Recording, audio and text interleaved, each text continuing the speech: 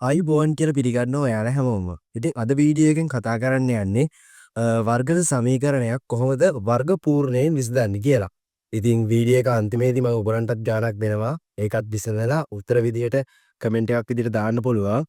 ඉතින් අපි බලමු කොහොමද වර්ගද සමීකරණයක් වර්ග පූර්ණයෙන් විසඳන්නේ කියලා. වර්ග පූර්ණයෙන් විසඳන ගාන විදියට මම ගන්නේ 2020 O level වලට ඇවිල්ලා තියෙන වර්ගද සමීකරණය. ඉස්සෙල්ලාම වර්ග පූර්ණයෙන් විසඳනවා නම් මෙන්න මේ ඉස්සරහෙන් නැත්නම් මේ ඉස්සරහා සංගුණකේ කිසිම ඉලක්කමක් නැත්නම් තමයි අපි වර්ග පූර්ණයෙන් විසඳන්නේ. එහෙම ඉලක්කමක් තියෙනවා නම් වඩාත්ම ලේසි සමීකරණයෙන් විසඳන එක. දැන් මේකේ කිසිම ඉලක්කමක් නැහැ. එහෙනම් මේක අපිට වර්ග පූර්ණයෙන් විසඳ ගන්න එක තමයි ලේසිම. ඉස්සරහම කරන්නේ x දෙක තියා ගන්නවා. වරහලක් දාලා මෙතන තියෙන ලකුණම මෙතනින් ලියනවා. දාන ඊට පස්සේ මෙතන තියෙන මැද පදයේ ඕක දෙකෙන් බෙදලා තමයි මෙතන ලියන්නේ. එතකොට 4 දෙකෙන් බෙදුවාම 2යි. ඊට පස්සේ ඒ වරහන වර්ග කරනවා. ඊට පස්සේ මේ දෙක වර්ග කරන මෙතනින් ලියනවා. 2 වර්ගය 4යි. ඒ ලියනකොට ඍණ 4ක් විදිහට තමයි ලියන්නේ. ඕනම හැම වෙලෙම ඍණම තමයි ලියන්න ඕන. 1 වර්ගය 4යි. ඍණ 4 කියලා ලියනවා. ඊට පස්සේ ඍණ 20 සමානයි 0යි. හරි. දැන් මේක සුළු කරගෙන යන්න තියෙන්නේ. x දාලා 2 ඒකේ වර්ගය ඍණයි දරනේ. ඔතන ඔක්කොම මෙතන එනවා. මට ඍණ 24යි සමානයි 0යි. ඊට පස්සේ මම මේ ඍණ 24 සමාන ලකුණේ දානවා. එතකොට මට ධන 24ක් කියලා එනවා.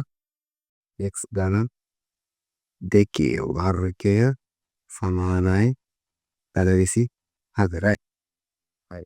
දැන් මේ වර්ග නැති වෙන්න අපි දෙපැත්තටම වර්ගමූල දානවා. මේ පැත්තටත් වර්ගමූල දානවා. මේ පැත්තටත් වර්ගමූල දානවා. සංඛ්‍යාවකට වර්ගමූලයක් දානකොට අනිවාර්යයෙන්ම දැනගන්න ඕන දෙයක් තමයි ධන ඍණ කියලා අවස්ථා දෙකක් එනවා. ධන හෝ ඍණ කියලා අවස්ථා දෙකක් එනවා. ධන ඍණ කියලා අවස්ථා දෙකක් එනවා. දැන් මේ පැත්තේ වර්ගය අයින් වෙලා තින්නේ ධන 2 සමානයි ධන හෝ ඍණ මූල 24. දැන් අපිට ගානේ දීලා තියෙනවා මූල 6 අගය. මූල 24 අගය දීලා නැහැ. අපිට මූල 6 අගය දීලා තියෙනවා. එහෙනම් අපි මූල 6 එන විදිහට ඒ 24 හදා ගන්න ඕනේ. 24 හැදෙන විදිහ චක්‍ර වලින් බැලුවොත් 12 වරක් හැදෙනවා. ඒකේ 6 ඉන්නේ නැහැ. ඊට පස්සේ ආය හැදෙනවා 6 වරක් 4. ඒකේ 6 තියෙනවා. ඒ වගේම මෙන්න මේ 4ක් තියෙනවා. 4 මූල 4 කියලා ගත්තොත් අපි මූල 4 අගය ගන්නවා 2යි කියලා. ඒ තමන් එක තමයි ගන්නෙ. මම දැන් මේ 2.45 වැඩි කරනවා බව 2කින් ධන 2 සමානයි ධන හෝ ඍණ 2.45 දෙකෙන් වැඩි කරනකොට අපි දශම ස්ථාන අමතක කරලා 240 වැඩි කරනවා මම දෙකෙන් සරත් දෙක 10 10 බිංදුව දානවා එකක් හිතනුවේ 4 වරක් 2 8යි 8යි 1යි නම් මේ 2 වරක් 2 4යි දශම ස්ථාන කීයක් අවතක කළාද 1යි 2 1යි 2යි ඊටු වලට විතර එනවා 4.9යි කියලා. දැන් මම මේ ධන දෙක සමාන ලකුණෙන් එහා පැත්තට දානවා. x සමානයි ධන හෝ ඍණ 4.9 ඍණ 2.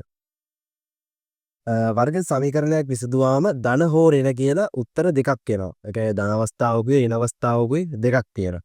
ඔයක මෙහෙම ලියා ගන්න. x සමානයි මුලින්ම වන්නේ ධන 1 4.9 ඍණ 2 හෝ x සමානයි ඍණ 0.9 ඍණ 2. තමයි ඉස්සෙල්ලාම ධන උත්තරේ එනවා. අසමාන ලකුණනේ. එහෙනම් අඩු වෙනවා. 4.9 දෙකක් අඩු වුණාම මට විතර එනවා 2.9යි. කෝ ඍණයි ධනනේ. දැන් එකතු වෙනවා. x සමානයි ඍණ 4.9ට දෙකක් එකතු වුණාම 6.9යි කියලා මට උත්තරේ එනවා. ඒක තමයි වර්ග සමීකරණයක් වර්ග පූර්ණයෙන් විසඳන්නේ. ඉතින් මම වීඩියෝ එකක් කරලා තියෙනවා පරිවිතය හා වර්ගඵලය ගැන. පල්ලෙහෙන් මම ඒකේ ලින්ක් එක දාලා තියන්නම්. ඉතින් ඒකත් ගිහින් බලන්න. ඉතින් ඊළඟ වීඩියෝ එකකින් හමු වෙමු. හැමෝටම අයුබෝවන්.